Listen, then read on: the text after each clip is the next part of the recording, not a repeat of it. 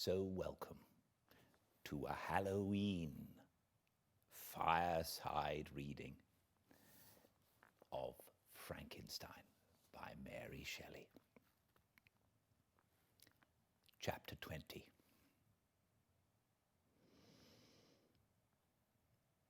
I sat one evening in my laboratory. The sun had set and the moon was just rising from the sea.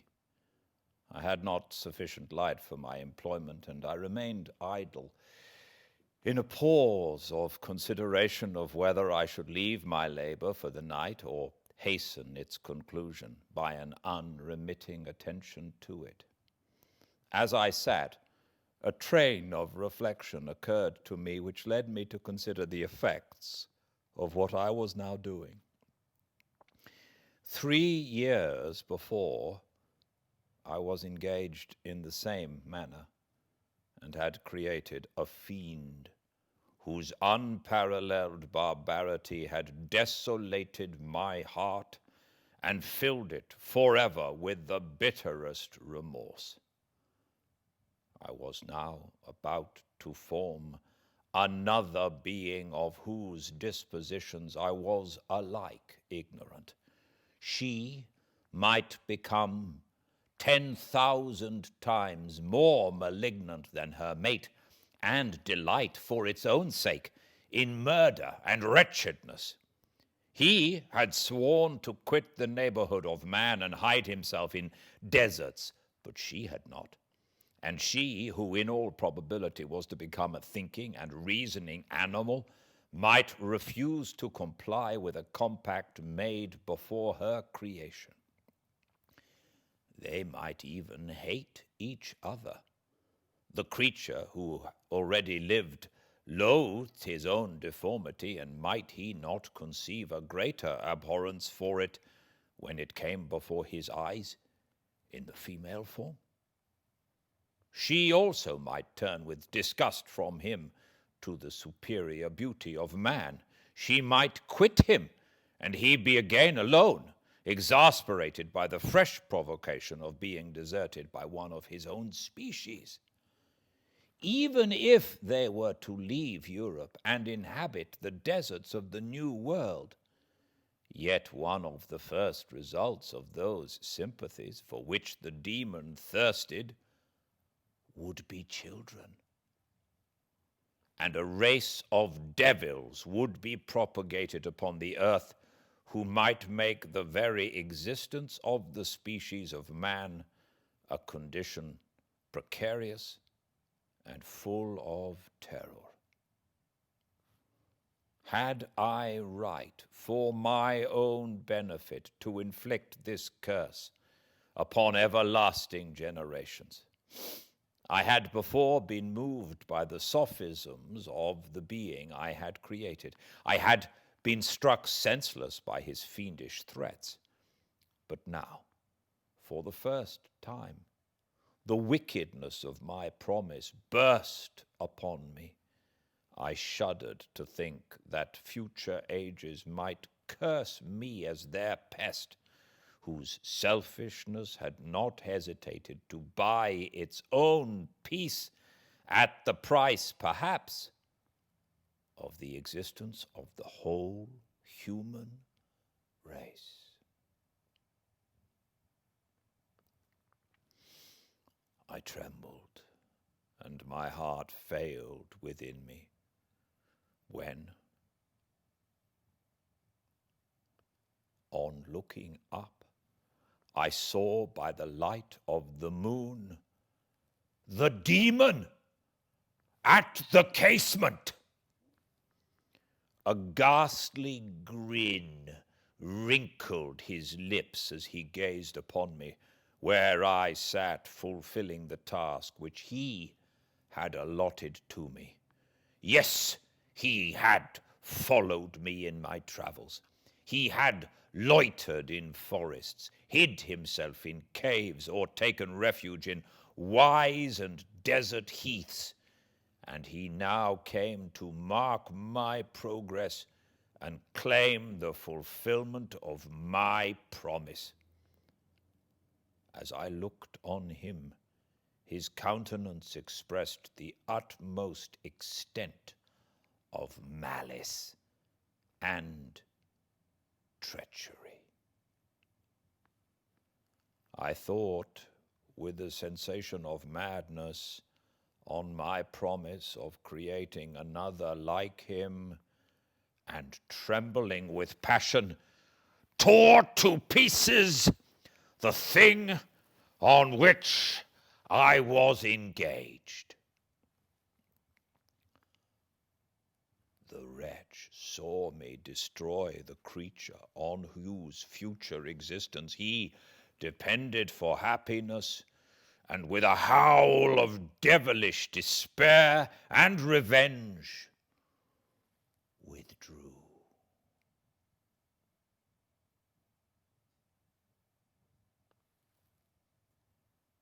I left the room, and locking the door, made a solemn vow in my own heart never to resume my labors. And then with trembling steps I sought my own apartment. I was alone. None were near me to dissipate the gloom and relieve me from the sickening oppression of the most terrible reveries. Several hours passed, and I remained near my window, gazing on the sea. It was almost motionless, for the winds were hushed, and all nature reposed under the eye of the quiet moon.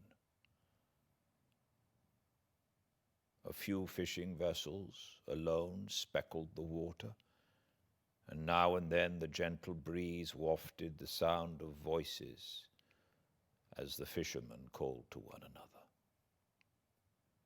I felt the silence, although I was hardly conscious of its extreme profundity, until my ear was suddenly arrested by the paddling of oars near the shore, and a person landed close to my house. In a few minutes after, I heard the creaking of my door as if someone endeavored to open it softly. I trembled from head to foot. I felt a presentiment of who it was and wished to rouse one of the peasants who dwelt in a cottage not far from mine. But I was overcome by the sensation of helplessness, so often felt in frightful dreams when you in vain endeavor to fly from an impending danger, and was rooted to the spot. Presently, I heard the sound of footsteps along the passage.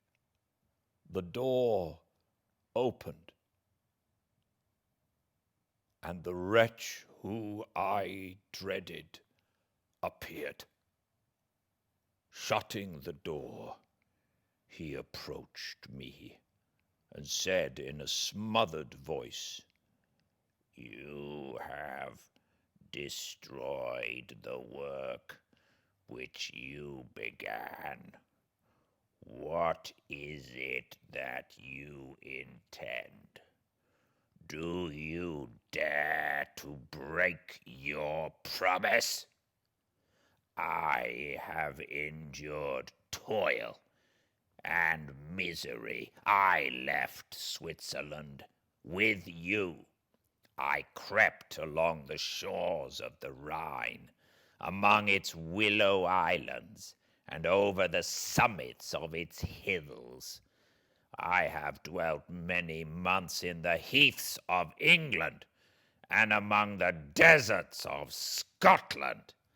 I have endured incalculable fatigue and cold and hunger. Do you dare destroy my hopes?" "Begone! I do break my promise.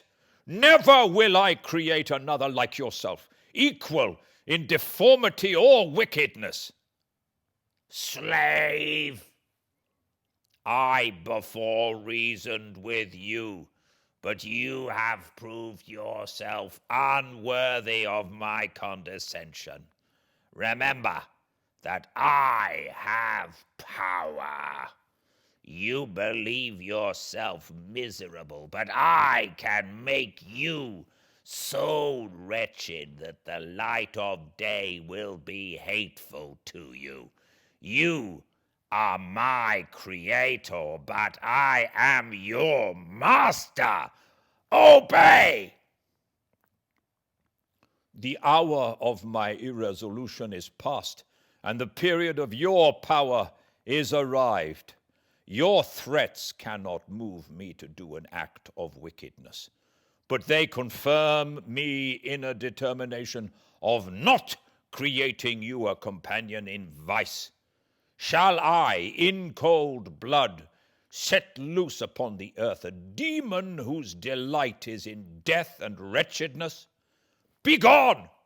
I am firm, and your words will only exasperate my rage.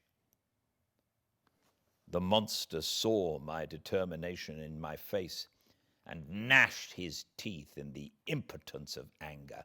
Shall each man, cried he, find a wife for his bosom, and each beast have his mate, and I be alone? I had feelings of affection, and they were requited by detestation and scorn. Man, you may hate, but beware. Your hours will pass in dread and misery, and soon the bolt will fall, which must ravish from you your happiness forever. Are you to be happy while I grovel in the intensity of my wretchedness? You can blast my other passions, but revenge remains. Revenge, henceforth dearer than light or food. I may die, but first you, my tyrant and tormentor, shall curse the sun that gazes on your misery. Beware, for I am fearless and therefore powerful. I will watch with the wiliness of a snake, that I may sting with its venom. Man, you shall repent of the injuries you inflict. Devil, cease, and do not poison the air with these sounds of malice. I have declared my resolution to you, and I am no coward to bend beneath words. Leave me! I am inexorable. It is well. I go, but remember, I shall be with you on your wedding night. I started forward and exclaimed, Villain! Before you sign my death warrant, be sure that you are yourself safe. I would have seized him, but he eluded me and quitted the house with precipitation. In a few moments I saw him in his boat, which shot across the water with an arrowy swiftness and was soon lost amidst the waves.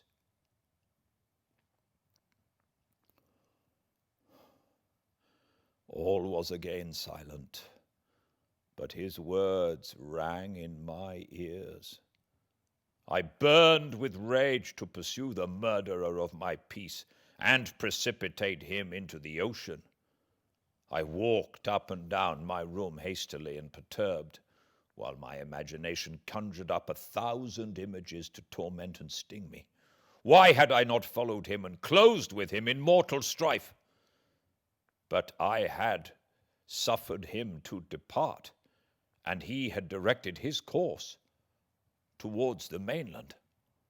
I shuddered to think who might be the next victim sacrificed to his insatiate rage. And then I thought again of his words, "I will be with you on your wedding night." That, then, was the period fixed for the fulfillment of my destiny. In that hour I should die, and at once satisfy and extinguish his malice. The prospect did not move me to fear, yet when I thought of my beloved Elizabeth, of her tears and endless sorrow when she should find her lover so barbarously snatched from her, tears, the first I had shed for many months, streamed from my eyes, and I resolved not to fall before my enemy without a bitter struggle. The night passed away, and the sun rose from the ocean. My feelings became calmer, if it may be called calmness when the violence of rage sinks into the depths of despair. I left the house, the horrid scene of the last night's contention, and walked on the beach of the sea, which I almost regarded as an insuperable barrier between me and my fellow creatures. Nay, a wish that such should prove the fact stole across me. I desired that I might pass my life on that barren rock, wearily, it is true, but uninterrupted by any sudden shock of misery. If I returned, it was to be sacrificed, or to see those whom I most loved die under the grasp of a demon whom I had myself created. I walked about the isle like a restless spectre, separated from all it loved and miserable in the separation.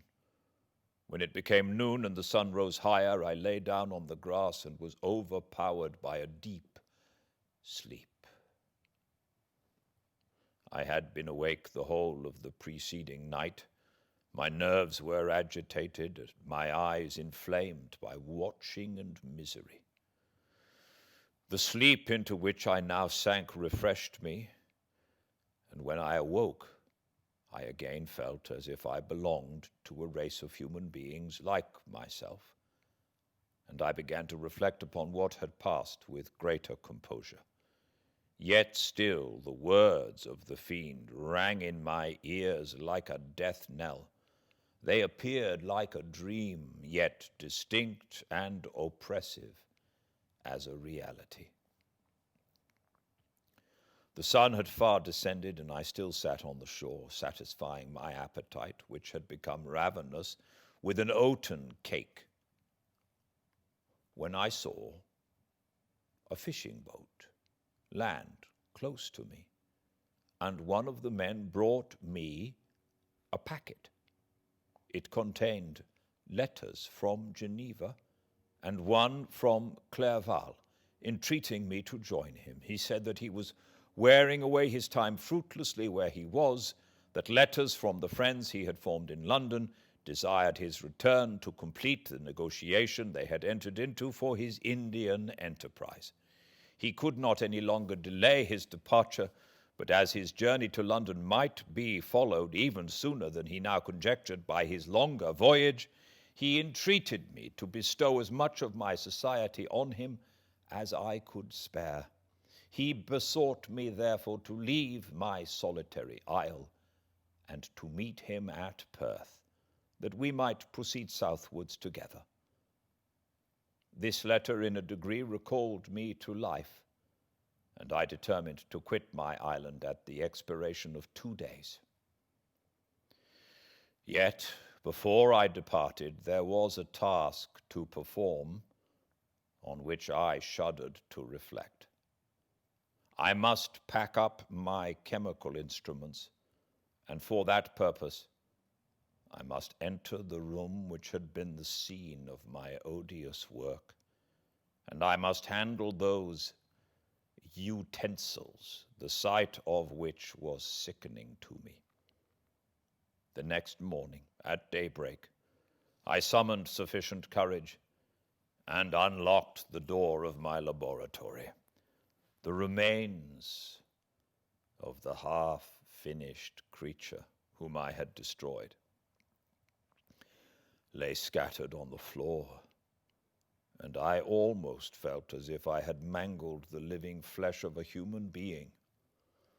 I paused to collect myself, and then entered the chamber.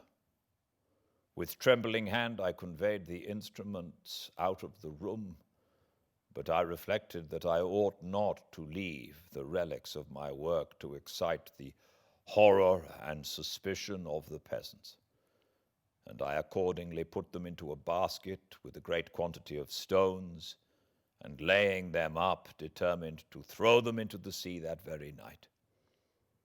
And in the meantime I sat upon the beach, employed in cleaning and arranging my chemical apparatus. Nothing could be more complete than the alteration that had taken place in my feelings since the night of the appearance of the demon. I had before regarded my promise with a gloomy despair as a thing that, with whatever consequences, must be fulfilled. But I now felt as if a film had been taken from before my eyes, and that I, for the first time, saw clearly. The idea of renewing my labors did not for one instant occur to me. The threat I had heard weighed on my thoughts, but I did not reflect that a voluntary act of mine could avert it. I had resolved in my own mind that to create another like the fiend I had first made would be an act of the basest and most atrocious selfishness, and I banished from my mind every thought that could lead to a different conclusion. Between 2 and 3 in the morning the moon rose, and I then, putting my basket aboard a little skiff, sailed out about 4 miles from the shore. The scene was perfectly solitary. A few boats were returning towards land, but I sailed away from them. I felt as if I was about the commission of a dreadful crime, and avoided with shuddering anxiety any encounter with my fellow creatures. At one time, the moon, which had been clear, was suddenly overspread by a thick cloud, and I took advantage of the moment of darkness and cast my basket into the sea. I listened to the gurgling sound as it sank, and then sailed away from the spot. The sky became clouded, but the air was pure, although chilled by the northeast breeze that was then rising. But it refreshed me and filled me with such agreeable sensations that I resolved to prolong my stay on the water, and fixing the rudder in a direct position, stretched myself at the bottom of the boat. Clouds hid the moon, everything was obscure, and I heard only the sound of the boat as its keel cut through the waves. The murmur lulled me, and in a short time I slept soundly. I do not know how long I remained in this situation, but when I awoke I found that the sun had already mounted considerably. The wind was high, and the waves continually threatened the safety of my little skiff. I found that the wind was northeast and must have driven me far from the coast from which I had embarked. I endeavored to change my course, but quickly found that if I again made the attempt, the boat would be instantly filled with water. Thus situated, my only resource was to drive before the wind. I confess that I felt a few sensations of terror. I had no compass with me, and was so slenderly acquainted with the geography of this part of the world that the sun was of little benefit to me. I might be driven into the wide Atlantic and feel all the tortures of starvation, or be swallowed up in the immeasurable waters that roared and buffeted around me. I had already been out many hours and felt the torment of a burning thirst, a prelude to my other sufferings. I looked on the heavens, which were covered by clouds that flew before the wind, only to be replaced by others. I looked upon the sea. It was to be my grave. "Fiend," I exclaimed, "your task is already fulfilled." I thought of Elizabeth, of my father, and of Clerval, all left behind, on whom the monster might satisfy his sanguinary and merciless passions. This idea plunged me into a reverie so despairing and frightful that even now, when the scene is on the point of closing before me forever, I shudder to reflect on it. Some hours passed thus, but by degrees, as the sun declined toward the horizon, the wind died away into a gentle breeze, and the sea became free from breakers. But these gave place to a heavy swell. I felt sick and hardly able to hold the rudder when suddenly I saw a line of high land towards the south. Almost spent as I was by fatigue and the dreadful suspense I endured for several hours, this sudden certainty of life rushed like a flood of warm joy to my heart, and tears gushed from my eyes. How mutable are our feelings, and how strange is that clinging love we have of life, even in the excess of misery. I constructed another sail with a part of my dress and eagerly steered my course towards the land. It had a wild and rocky appearance, but as I approached nearer, I easily perceived the traces of cultivation. I saw vessels near the shore, and found myself suddenly transported back to the neighborhood of civilized man. I carefully traced the windings of the land and hailed a steeple, which I at length saw issuing from behind a small promontory. As I was in a state of extreme debility, I resolved to sail directly towards the town as a place where I could most easily procure nourishment. Fortunately, I had money with me. As I turned the promontory, I perceived a small, neat town and a good harbor, which I entered, my heart bounding with joy at my unexpected escape. As I was occupied in fixing the boat and arranging the sails, several people crowded towards the spot.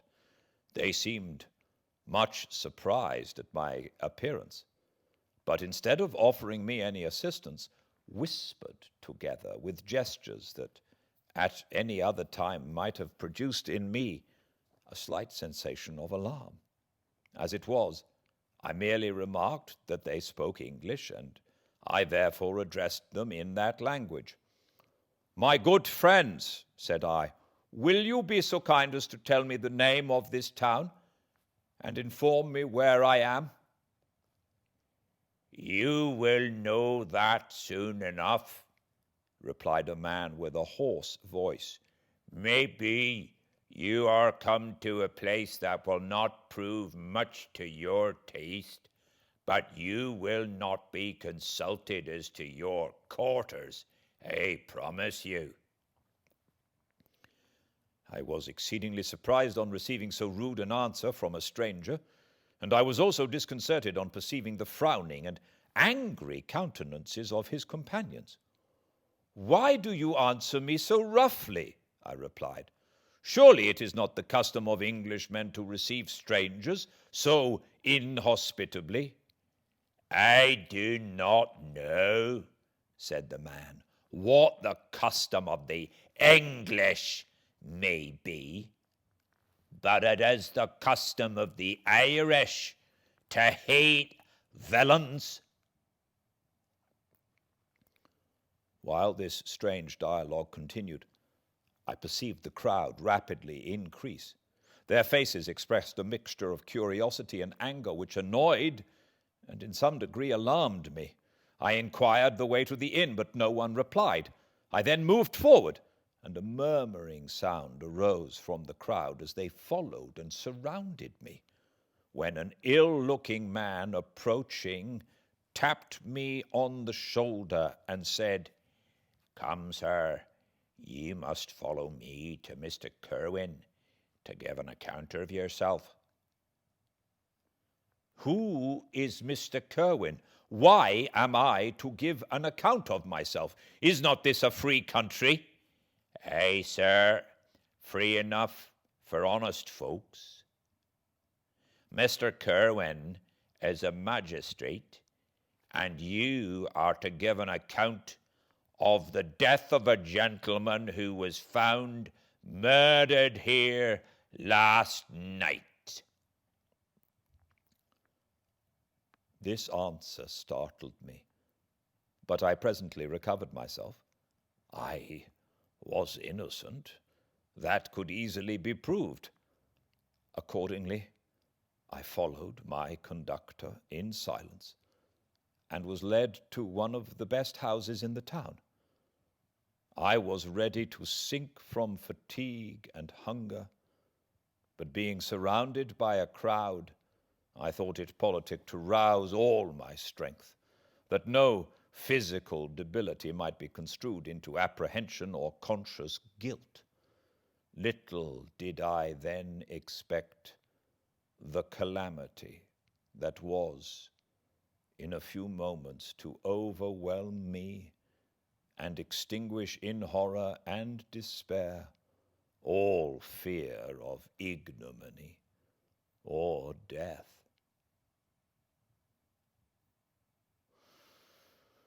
I must pause here, for it requires all my fortitude to recall the memory of the frightful events which I am about to relate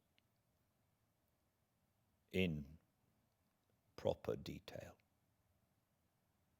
to my recollection.